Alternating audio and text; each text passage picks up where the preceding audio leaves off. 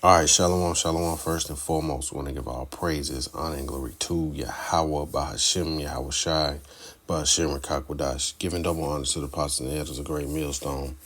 Shalom to the hopefully elect. Shalom to all the brothers out here laboring in this truth with sincerity. Shalom to the few sisters that watch. It's coming back with another lesson, going into this particular article I saw. It says Iran threatens to invade two NATO countries in chilling World War III escalation as U.S. paratroopers prepared. So we know we see things are heating up. Trump is saying things are de-escalating, negotiation talks are being made, but the news and what we see with our own eyes are saying otherwise. So this article is brought forth by the Mirror. It says Iran stands fully prepared to launch invasions of neighboring Gulf nations if America makes a strike in the region, according to a stark warning from the Iranian national security expert. And his name is Morteza Semiyari, disclosed that Iran's armed forces have the capacity to carry out amphibious assaults on the UAE and Bahrain, revealing that military personnel have undergone extensive drills in preparation for such scenarios. So, they're ready, man. They're ready to forward this war. Whether they lose, they know it's going to be a whole lot of casualties on their side because they're going up against, the most powerful military ever, established, speaking of the United States. So it says he addressed false reports emerging in recent days claiming that Iranian financial holdings have been pulled from the UAE, describing these assertions as aimed at pressuring the Iranians and carrying out psychological warfare. It comes after Trump was seen in distress as his head jerked and his eyes rolled back in an alarming health video. I hadn't seen that video. Hadn't really even heard about that particular video. But it goes on. Let's see. It says, however, Semiyari delivered a pointed warning if Iranian assets were actually confiscated from the Gulf state, Iran would target all of the UAE's financial hubs. We are very serious with UAE officials because of their ongoing cooperation with the United States, he stated, reports the Express USA. So, according to this article, Iran is still ready to go to war, man. So based off that, it just sparked, to go into, how is the relationship, with NATO and America, so I put, is the end of NATO near? Split Iran. And this is what came up. It says, as of March 2026, the U.S.-led war in Iran has severely strained NATO unity. The European leaders calling it not their war and refusing to participate in operations, creating a significant transatlantic rather than eternal split. While major rifts exist over military involvement, an imminent end to NATO is not confirmed. The key details regarding the NATO-Iran situation as of late March 2026, and that's where we are now. It says a transatlantic split. It says President Trump has accused allies of doing absolutely nothing while refusing to share.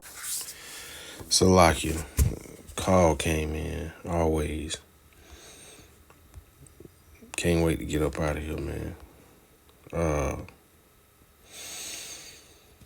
I think I was right here. It says transatlantic split. President Trump has accused allies of doing absolutely nothing while refusing to share the burden of operations against Iran, leading to public disagreements.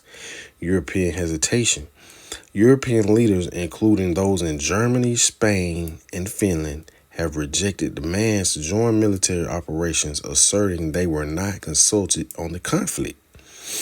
But, what I'm getting at is that, the beast is going to hate the whore. And that's what we're seeing now. You know, it seems as if it's the beginning stages of the beast hating the whore. And, we'll get into that. Matter of fact, let's just go to it. Book of Revelation, chapter 17. Salakia. Chapter 17. It said the doom of Babylon, going into the fall of Babylon the Great. So, let's see where we want to start. Salakia. Let's see. We'll just start from the top. It says, and there came one of the seven angels which had the seven vials, and talked with me, saying, come unto me, come hither, and I will show unto thee the judgment of the great whore that sitteth upon many waters. If you drop down in this chapter, it goes to explain that the many waters are the people. The people are likened to many waters. And this is a vision being shown to John on the island of Patmos. That's what's going on here to get the context. Verse 2, it says, with whom the kings of the earth have committed fornication, and the inhabitants of the earth have been made drunk with the wine of her fornication. Going into the following the philosophies of Babylon the Great.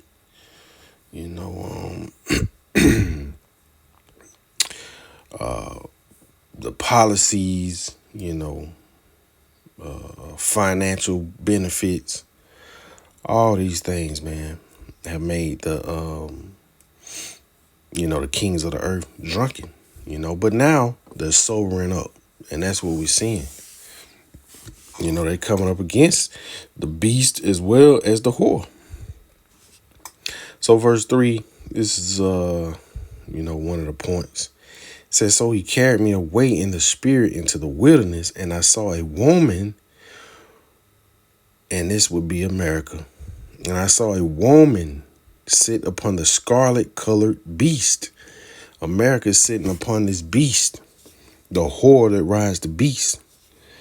And, you see scarlet, which is a derivative of red, So this is another key indicator of what's going on and who we're talking about. So-called Edomites, Edomite nations. So it says, full of the names of blasphemy, having 7 heads and 10 horns. And when you go into the 7 heads, you got Germania Major and Minor. You have Italy, Greece, France, Spain, and Britain. Those are the 7 heads. Those are the major kingdoms.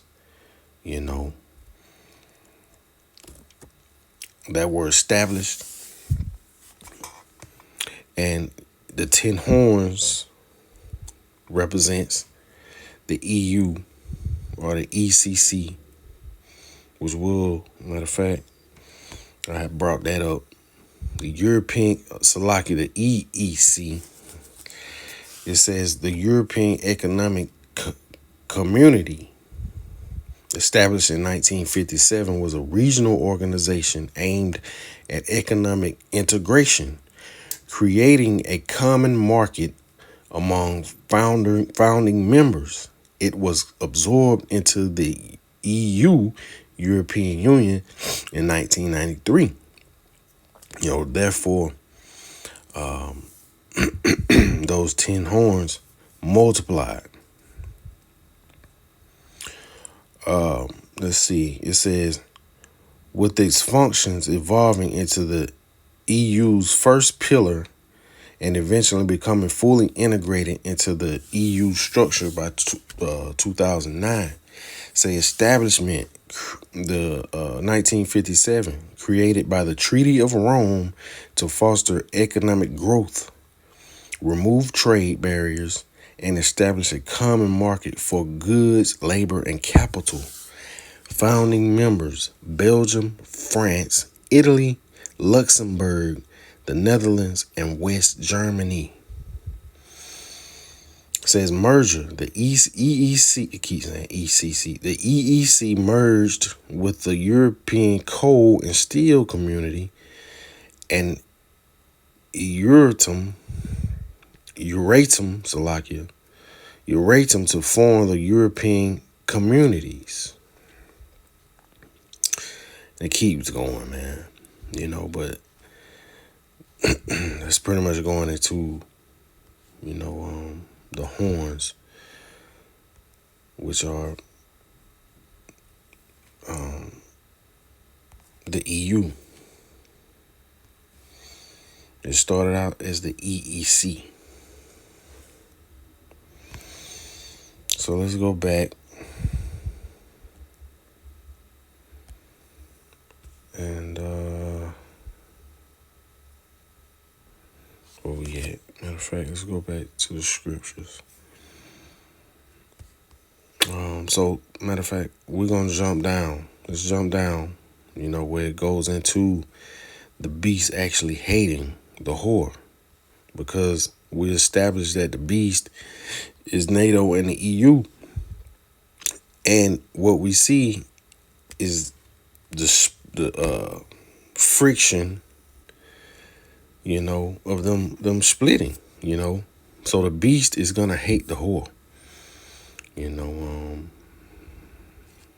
That's what we're seeing. That's what we're seeing the beginning stages of. That's what's going on right now.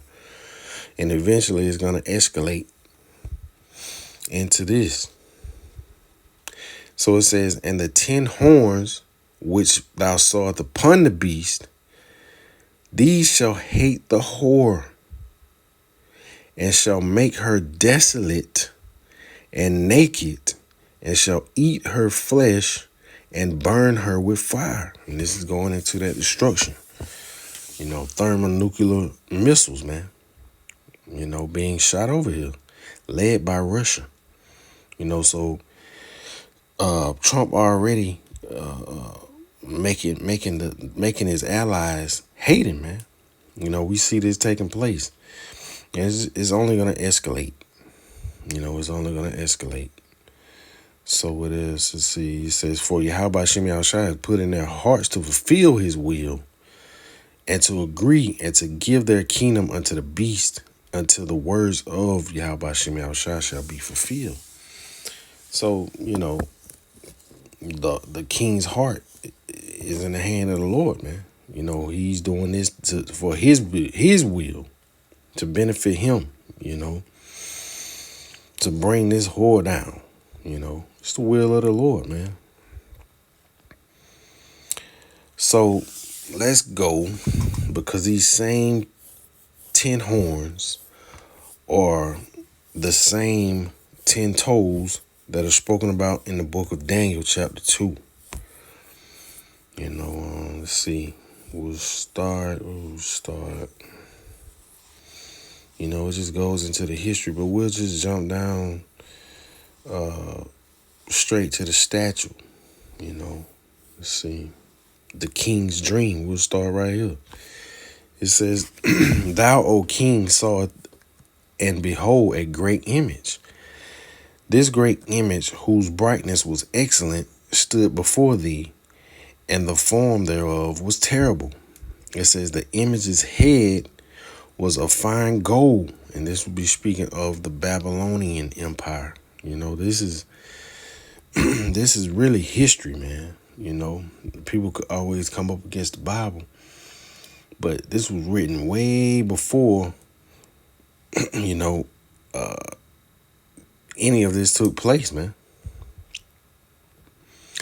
It says his breast and his arms of silver. And this is going into the Medo-Persian Empire. It says his belly and his thighs of brass. This is going into the Greek Empire. It says his legs of iron and his feet of iron and part clay. This is going into the Roman Empire, you know. And when it says his feet of iron and part clay, that's the revised kingdom, you know, of the Roman Empire. You know, his deadly wound was healed. And matter of fact, I think that's Revelation 13. Whose deadly wound was healed. Let's see. Verse 3. It says, and I saw one of his heads, and we went into the heads, as it were wounded to death, you know, going into the Roman Empire. And it says, and his deadly wound was healed, and all the world wondered after the beast. You know, his deadly wound was healed. He came back into power. And we have the kingdom that we have established now, the one that we're living in, you know. So we're in the time of the 10 toes right now. Let's see. Let's go back to it, you know, and then we'll just pretty much just close it out. It says, thou sawest till that a stone was cut out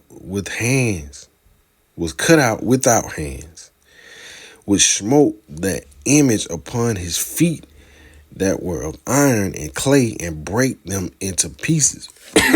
So like it. And this is speaking of our Lord Yahushua, man, the return of our Lord. I'm about to smash this kingdom, you know, and set up his rulership on the earth, man. This is what is going into. Our Lord Yahushua is that stone. It says, then was the iron and the clay and the brass and the silver and the gold broken into pieces together, and became like the chaff of the summer threshing floors. And the wind carried them away, that no place was found for them. And the stone that smote the image became a great mountain and was filled in the whole earth. So this is the establishment of the kingdom of our Lord Yahushua, Yahweh Hashem Yahushua, man. That's what we're waiting on. So with that being said, you know, we want to constantly give our praises, honor, and glory to Yahweh Bahashem, Yahushua, Bahashem Rakakwadash. Shalom.